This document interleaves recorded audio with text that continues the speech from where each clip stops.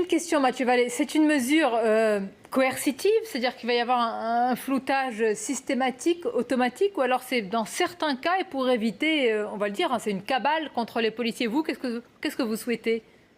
En fait, c'est très simple. L'article 24, tel que pour l'instant il est rédigé, l'examen va commencer à l'Assemblée nationale en assemblée plénière demain.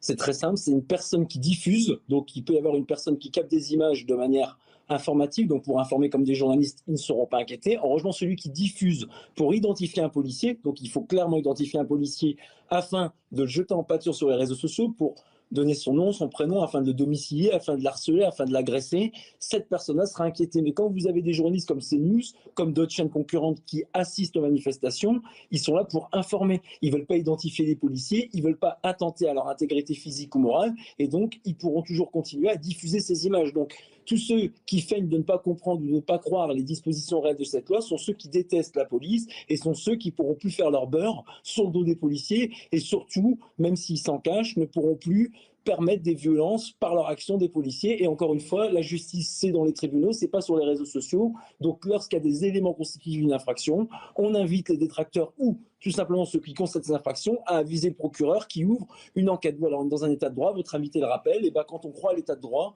on croit à la responsabilité. Mathieu Je suis d'accord avec vous, Monsieur Vallet, vous avez raison, c'est devant la justice que les cas litigieux doivent être tranchés. En revanche, il ne faut pas non plus être complètement aveugle sur le fait que lorsqu'il y a eu des cas avérés, et il y en a eu en France, il y en a eu aux États-Unis, de violences policières, c'est aussi par ce moyen-là qu'elles ont été révélées. Donc, je suis désolé quand même de maintenir le fait que le fait d'empêcher, je suis désolé, je le défendrai ici sur ce plateau sans difficulté, il y a beaucoup des affaires, et regardez ce qui s'est passé toute l'année aux États-Unis, qui ont été révélées par le fait qu'il y avait des gens qui filmaient. Donc, mais c'est pas le fait de pas flouter, c'est pas le fait de mettre le visage. D'accord avec vous. Mais quand Monsieur Vallet le rapport entre les violences policières et les violences faites aux policiers. C'est vous qui faites ce rapport, je ne le fais pas. En revanche, je viens d'en parler parce que c'est cet instrument-là qui en a été le révélateur. Donc on ne peut pas, d'un revers de la main, balayer ce qui est devenu un instrument dans nos démocraties.